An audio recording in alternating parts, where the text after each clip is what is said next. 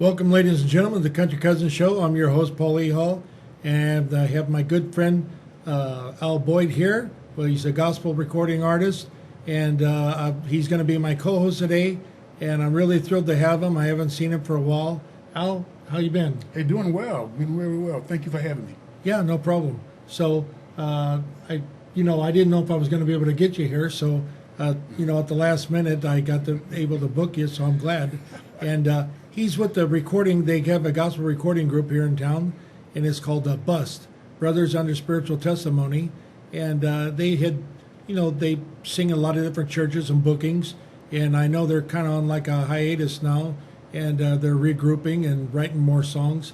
So I talked to you, back in the green room before we come out here, and I wanted you to, when we get Sure.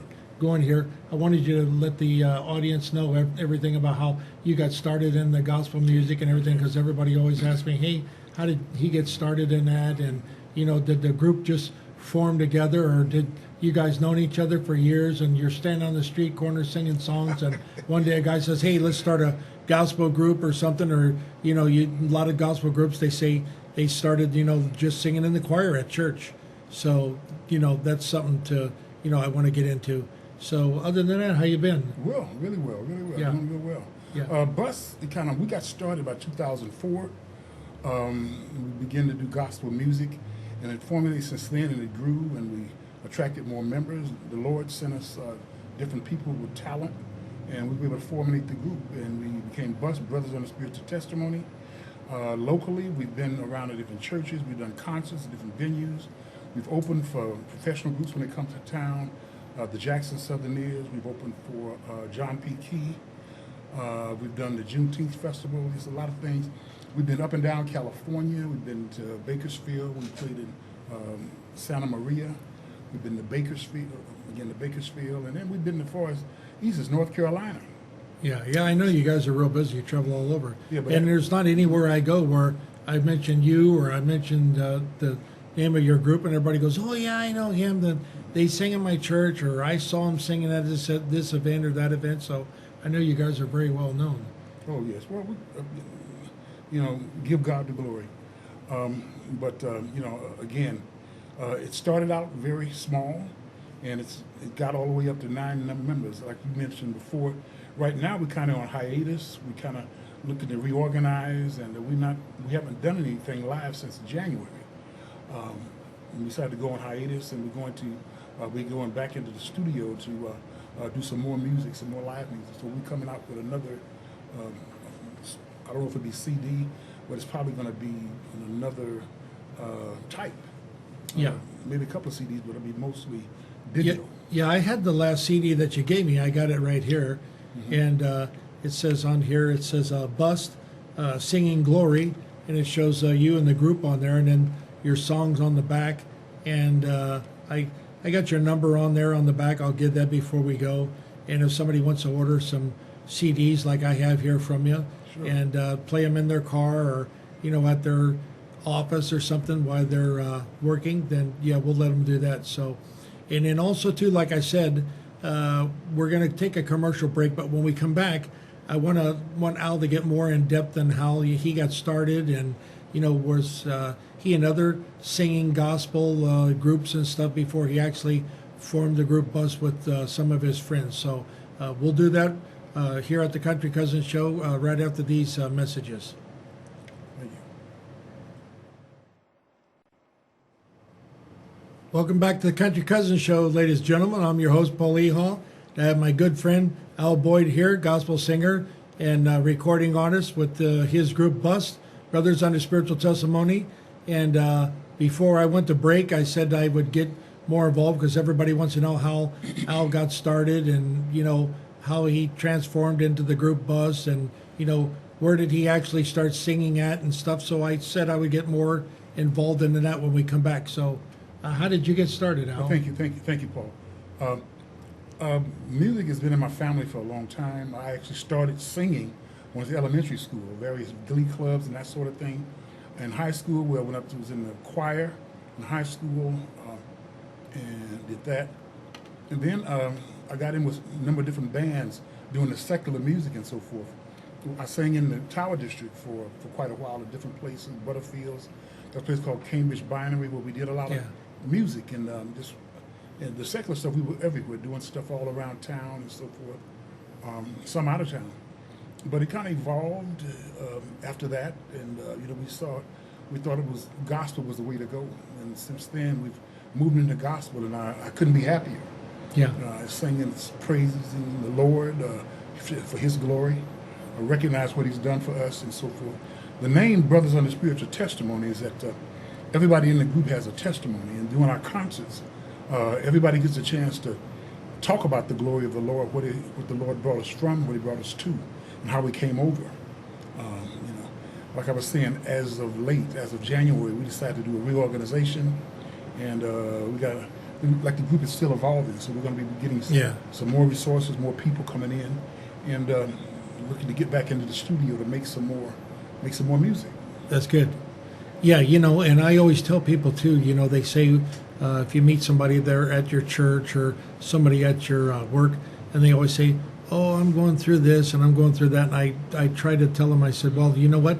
The Lord, He has to give you a test before you can have a testimony. Mm-hmm. Otherwise, you don't have anything to talk about. Yeah. So don't worry about what you're going through, your struggles or your trials. Only thing you can do is just pray about it and ask the Lord to be there with you, and He will. So that's good that you guys started the group, and that's basically what it is, the B.U.S.T, Brothers Under Spiritual Testimony. And each guy, when you go out somewhere at a venue, they get to give their own testimony of how, where they were and where the Lord's brought them, and you guys sing, so that's pretty good. And you're absolutely right. In life, no test, no testimony. Exactly. So we have something to testify about. Yeah. What we went through and how it went and where we are now. So I wanted to give a little update on Al and I's good friend Richard Graham, the guy that started this show and was the actual host before I stepped in. And he had, in case you didn't know, he had a stroke. And so he's recuperating now, and he's doing really well. He's in a rest home. And they didn't expect him to even come out of the hospital. They said, forget it. He's got about 30-40% chance of coming out of here, because it's just, he had a big stroke, and then a couple nights went down the road, and he had a couple little mini strokes, and he couldn't talk, he couldn't move. So with all everybody's prayers and calling everybody around town to pray for Richard and the churches and stuff, he's doing really good, and he's starting to get his voice back, and he's going through physical therapy, and he's starting to do good there. He's still got a little bit more to work on his left arm, but as far as like his leg goes, that's moving real good. Mm-hmm. And as of a couple days ago, they removed the feeding tube from him, and so he's starting to eat whole foods again. And but he has to eat them in small portions. If you know Richard, that's almost next to impossible, because when he eats, he likes to eat like there's not going to be any tomorrow. So, and before he could talk, he had like one of these like little white boards, mm-hmm. and every time I'd go see him, he'd write on the board. He'd put on there barbecue ribs, chicken, baked beans, potato salad, cornbread, greens, and then he put on there, and don't forget the peach cobbler. So, thinking that he's going to get that. I said, well, you can't get that until the doctor says you can have it. So the doctor came in there, and he made an evaluation, and they started him off on little stuff like mashed potatoes and gravy, and they gave him some coffee. And once they saw that he could swallow that, and the pipe was open from his esophagus to go to the stomach, they said, hey, you're clear. We just didn't want to give you something, and then went down the wrong tube, and it would go into your lungs. So this guy, he's as happy as a lark. So I can't say enough for everybody that was praying for him. We really appreciate it, and thanks for sending all the cards and letters and wishing Richard would get well. So I've turned that over to him, and so he was really grateful for it. He said, tell everybody hi, and he's working on coming back to the show. So if you know anything about Richard, this guy is a real strong go-getter, and he's not a type of guy to just lay down and quit. He'll come back. So they said it's going to take a couple months, but who knows with him. They said that he wouldn't walk or talk again, and he's already, doing therapy and walking, and he's, putting sentences together, and so that's good. So with, all the prayers coming in and the Lord's will, we'll get him back here within another couple months or so. So and I know that you went by and saw him. So Yes. when I told him, he says, "Tell Al come by." And when you went by and saw him, he gets all excited. Oh, yes. Matter of fact, I'm going by again. I'm going to give him a copy of the CD, maybe take him a player or something. So instead of playing some music. Yeah, yeah, and he told me, he says, now that he wrote on the board, he said, now that I'm getting better, maybe you can stop by Bobby's Barbecue and bring me a little plate. And then he says, and I won't eat it all at the same time. I'll try to break it up in little portions and then just snack on it all night. So I told him, I said, I see that you start progressively getting better within the next week or so. I promise you, I'll go down there to Bobby's and I'll get you a plate just so you'll feel better. Fantastic. So, and I wanted to tell you, I didn't have a chance to tell you, but since I bought that car from you, the Lincoln. So I always keep it real clean, and I've had the engine all gone through. So I go to the store. This guy starts following me. And he's an older gentleman. When I say older, he's like late 70s. And he said, "Sir, sir." And I said, "Yeah." He says, "Is that your Lincoln?" I said, "Yeah." He said, "Man," he says, "sure is nice." He says, "I was in the Lincoln Club," he says, "for like 18 years." And he said, "I had a couple different Lincolns." And he said, "I like that one." He said, "What year is it?" And what threw him off was that I got from you was 2003. Yeah. Well, it doesn't. The 2003 comes with like the deep dish rims. Yeah. Well, this one had like 2008, like 2009 or 10 rims on there, where it has like all the like 17 different spokes. So if you look at it and you don't know it's a 2003, you'd think it's like a 2010 or something. Yeah. So it threw the guy off. So I showed him the interior, and he couldn't believe how clean it was. And he says, "Oh yeah," he says, "it's the pearl color." I said, "Yeah." I said, "That's a good color. The only bad thing about it is this: if you get a fender bender or something, it's real hard for them to match that pearl color as compared to just, they're painting Arctic white or Snow White or something. They have to do a special blend." But yeah, I was real excited that the guy great. complimented Yeah, on yeah. it. That body style didn't change until 2010 or 11. Yeah. And they stopped altogether. But from 2003 up to 2011, the body style is the same. Yeah, and everybody thinks that car, it just drinks the gas, but I fill it up, and even with the air conditioning on, I drive around in town, or I'm driving on the Grapevine or something, that thing just cruises down the road. I mean, and it gets better gas mileage than somebody that's got like a V6, and the people just can't believe it. And I've always been the type of person, I'd rather drive a car and only get like 12 miles a gallon and be comfortable than to drive something where I'm miserable and I get 50, 60 miles a gallon. But when I get to my destination, I'm wore out like somebody beat me all over with a broomstick. That's one good thing about driving a Lincoln.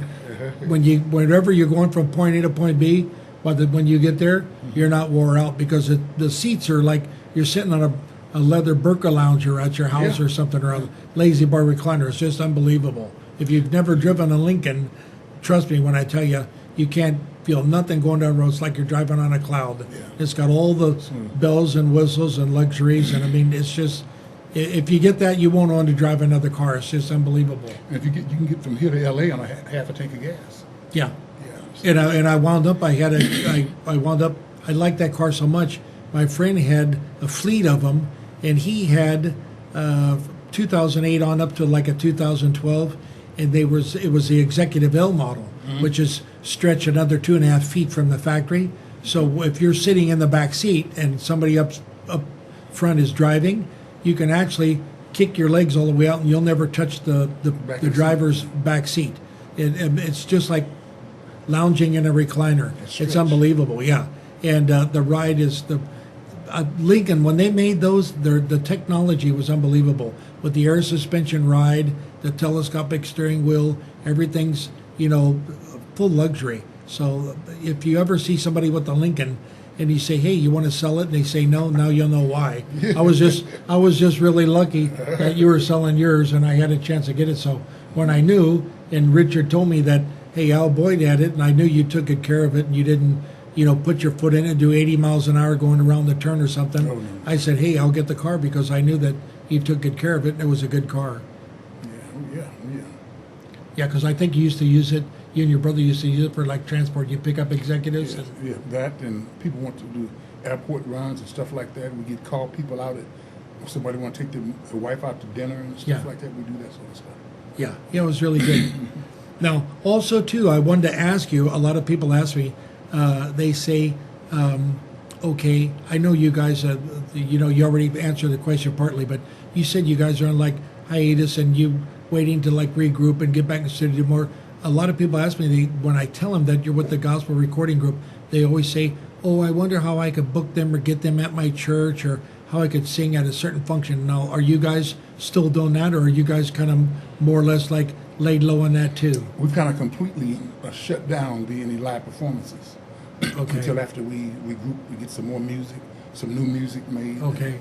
Come out of the studio and so forth. Yeah, you'd be surprised because a lot of people ask me, how can I book them to get them at my church? So the best thing I can tell you is we'll post his number in the group at the end of the show, and then you call him, and then he can let you know what their schedule is going to be and when they're going to start back touring again, and you can get them at your church. And believe me, they're a great gospel group, and like I said, I have their CD, and you can call that number that we'll have towards the end of the show, and he could get you out a couple copies of the CDs, and you play your CD in your car, you play it at your house, or you can play it at your work, and it's really good music. You'll like it.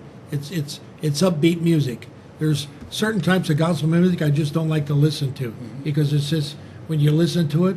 I mean, I don't want to sound like a pessimist or something, but like when you listen to it, it's just it's just like you almost get like depressed. And then there's other music when you listen to it, it's like upbeat. You feel good, listening to it.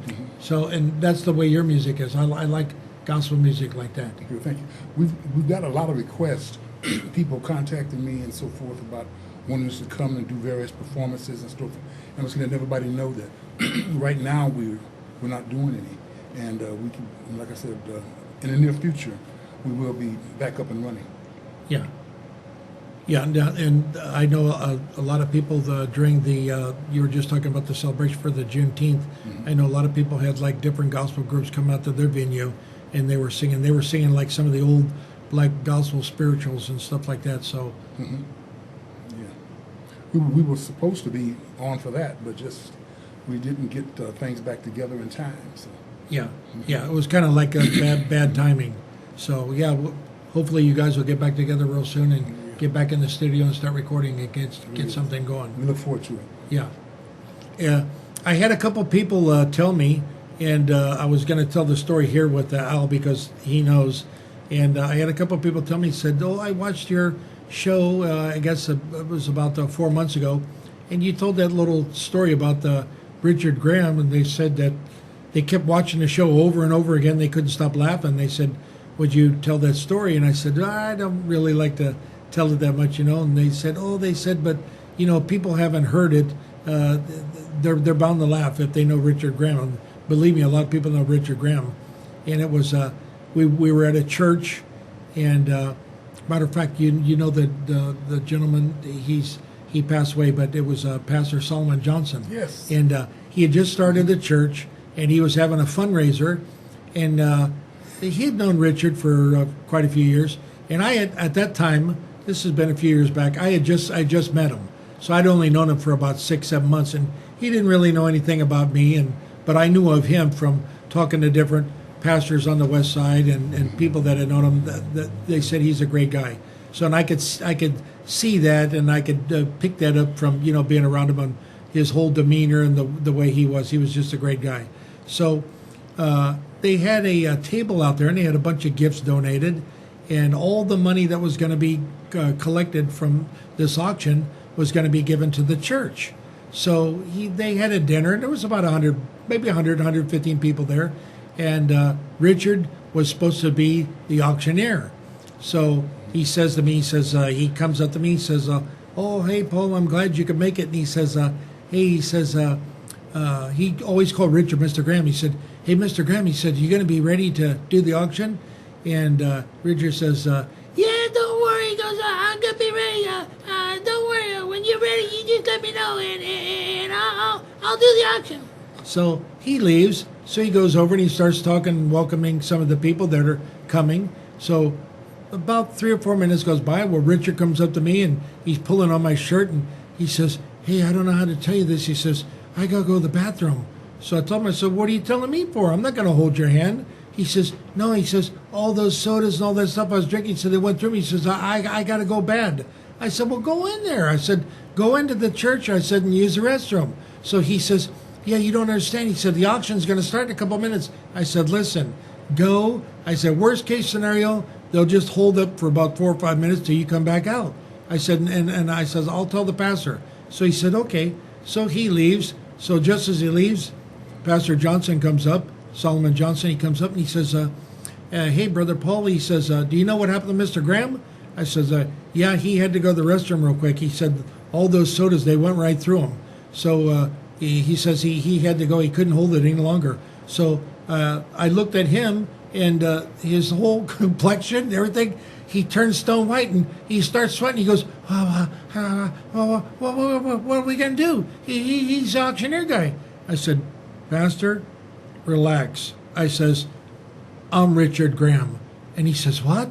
I said, yeah. I says, don't worry. I says, I'm Richard Graham. So if you're working for Richard Graham, he's gone, I'll fill in. I'm the Richard Graham. So he says, well, can you do the auctioneering like Richard?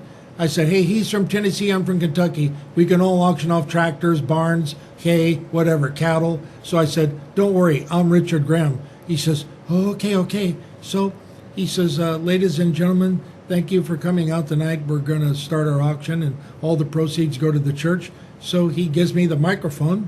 As soon as I grab the microphone, I go, hey, ladies and gentlemen, my name is Richard Graham, and I'd just like to thank you for coming out. And we got an auction here, and everything that you bid on, all the money goes to the church, and don't worry, and you'll have a good time. And I just want to let you know that we're going to start here in about 30 seconds. So get ready, you got your bid number, and we're going to have a great time. So by about that time, here comes Richard. He comes back. He pulls on my coat. He says, hey, he says, I'm back. I said, man, good thing you're back. I said, because I just got done telling the audience that. I said, the crowd, that I was Richard Graham. So he starts laughing. Yeah. So I says, here, I'll give you the microphone. So he gets on there, and he goes, everybody's listening. They look up at him. He goes, hey, buddy, I'm Richard Graham. Welcome to the auction. Everybody was rolling. And from that point on, Pastor Johnson, he'd always tell me when I was in front of Richard, and no matter, even if there was like 30 people in front of me, he says, hey, listen, can you do me a favor? What he says, talk like Richard Graham. And it would drive him crazy, because he says, I don't know how you picked up on Richard's voice like that quick. And so every time we'd go somewhere, he'd see me, and I'd usually be with Richard. He says, hey, talk like Richard Graham. So, and it would just drive him crazy. And he couldn't stop laughing. He said that, and even Richard couldn't believe it. Funny. Real funny. And he says, Richard says, yeah, he says, if I ever lose my voice or something like that, he says, I'll just have you talk to me. I said, yeah, you won't have to worry about me calling up and asking any identification for you, or, any pertinent information, because I'll just get on the phone. They'll think I'm Richard Graham, because how they know? They're not going to know I'm a white guy and they're in. Sounded like a black guy talking like Richard Graham. So he started laughing. He says, yeah, he says, I never thought of it that way. So, but that was my little story about Richard. So there you have it, folks. Fantastic. First time I've ever heard of that one. You never heard of it before? Never heard that one, no. Yeah.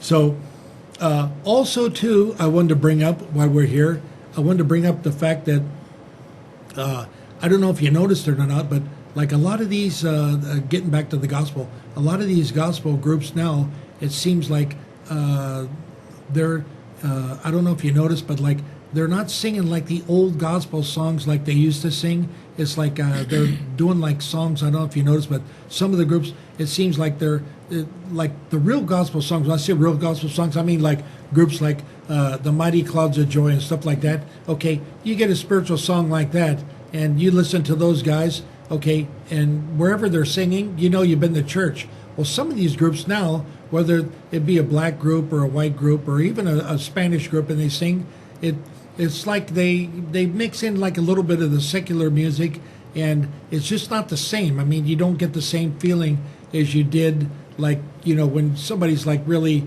singing, from their heart. It's not like the old group, like, if you ever heard like Rance Allen and his group. Oh, yeah. You know, stuff like that. When those guys sing, no matter where the guy's at, whether he's in an auditorium or he's at church, you leave there, you're all pumped up. I mean, you talk about that for the next 2 or 3 days. And some of these concerts that you go to, after the group gets done playing, once you leave, they say, well, what do they sing? Well, most people, they can't remember because it didn't really hit upon them, because it didn't leave a good impression, because it just wasn't, it just wasn't anointed. That's what I'm trying to say. It wasn't like spiritual enough for the people that they actually got it, and it got into their spirit, and they said, oh man, that guy, he could sing, or the guy that sang bass. Nobody remembers anything about the groups that sing nowadays.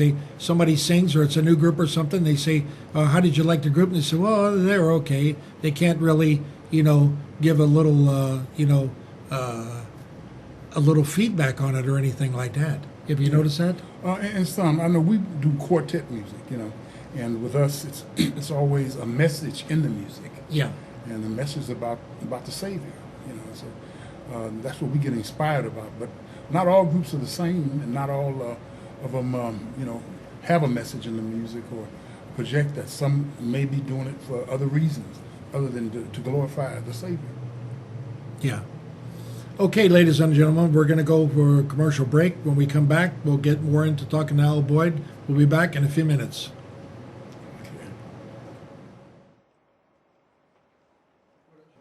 And we're back. Welcome back, ladies and gentlemen. This is Country Cousin Show. I'm your host, Paul Leha. I have my good friend sitting in with me here today, co-host Al Boyd, gospel singer, recording artist, and one of the members of the group B.U.S.T, Brothers Under Spiritual Testimony. And before we went to break, I was talking to him a little bit about gospel groups and stuff like that, but I never really got to ask him since I hadn't talked to him for, a while. When I say a while, like a couple months. And I wanted to ask you, last time I saw you, you were working like 3 or 4 different jobs. What are you doing now? Well, I retired. My last job, I retired in March. I was working with the Special Service Community Center as an instructor. I since retired, and now I just at the house doing honeydews around the house with the wife, and at the church. I'm not working in the music ministry in the church right now. I'm just working with the pastor of the church, different kind of projects and things to assist the pastor. Okay. And it's Harvest of Harmony International Church on Bethel and Sanger. But we're looking to buy some land and build a church in Fresno. Okay. How many do they have there at the church? How many is the congregation? You got a pretty good size. Pretty good size? Maybe 100 something. Well, it's a good sized congregation, yeah. And you said you're looking for some property here in Fresno. Yeah, so we're looking now. To try to build it. Yeah. Okay. What size kind of church you want to build? You want to build something that hold like 200, 300, 400 people, or 500, or? We want a good sized piece of land so that we can build a nice sized church and then have property to do other things, maybe other ventures, other businesses and stuff like that. So have something on the side where you can have like a hall, so where somebody wants to get married, they get married at the church and have the reception next door. Mm-hmm. Yeah, okay. That or housing, or something like that. Yeah. Okay. I never asked you before, but do you have any hobbies? You like to go fishing or hunting or do anything like that? I've never caught a fish. Really? Never caught a fish. So I'm not a fisherman. Mainly was music, singing, working. But since I'm not retired, I do some stuff with music on my own now, working on my vocal, working on the octaves and stuff like that.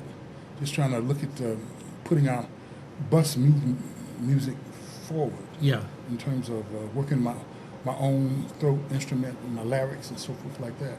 Yeah. Now, I never asked you, besides the singing, do you play any musical instruments? I don't play anything. Nothing? Just That's unusual, because usually guys are in a gospel group. This guy can play the guitar, that guy plays the drums, this guy can play the piano and the electric guitar or bass guitar or something. Yeah, I just play the microphone. Okay, yeah. They had the last two years. They had the first year they started. They had they were putting on a African American ensemble out there at Fresno State, and I know Richard went out there and he sang in that, and then he sang in the one last year. So he was out there singing. It was like a venue where everybody gets together, and you can have different groups and sing. And we had it recorded, and I missed that one. Yeah, he really liked it, and so that was good because he got to go back and watch his performance and stuff like that. And I always tell everybody, if you're going to do that and you're out somewhere and you're singing or playing an instrument, have somebody record it, because then you can go back and see the things that you really liked, or the things that you say to yourself, I shouldn't have done that, or I should have done more of this, and why did I look this way when I should have looked that way, or maybe I missed a beat on my guitar or something. So it really helps you to have something taped, and you can go back and look at it later on down the road. Yeah, that is very helpful. Yeah. So also too, I want to get into asking you. I know that besides the gospel group, you said that you had mentioned it earlier, and I want to get into that.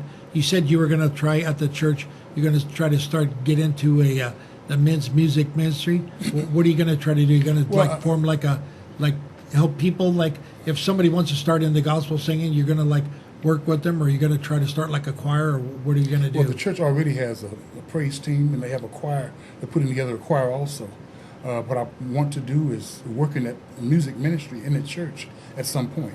Yeah. So I'm just getting to the point where I'm going to be doing that. And I'd be glad to encourage people to join, help any way that I can. Yeah. Yeah, the reason why I ask that is because a lot of people, they'll join, at their church, they'll join not so much the praise team, but they'll join somebody says, I'm going to start a choir, or I'm going to start almost like a gospel quartet that sings just here at the church. We're not going to branch out anywhere. And a lot of people get discouraged because they go there with the aspirations of they're going to get some feedback and some real help there at the church. Mm-hmm. And the person leading the group, they don't really get involved. They just want to almost throw something together and hope that the people that they throw together can sing.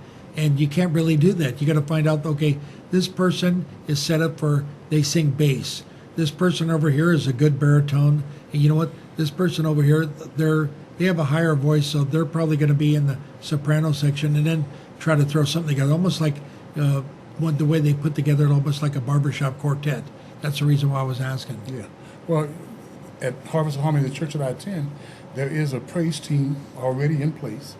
There is a musical director that kind of directs and mixes the voices and chooses the songs and so forth. So it's pretty organized, it's pretty good, and very good, talented people. Yeah.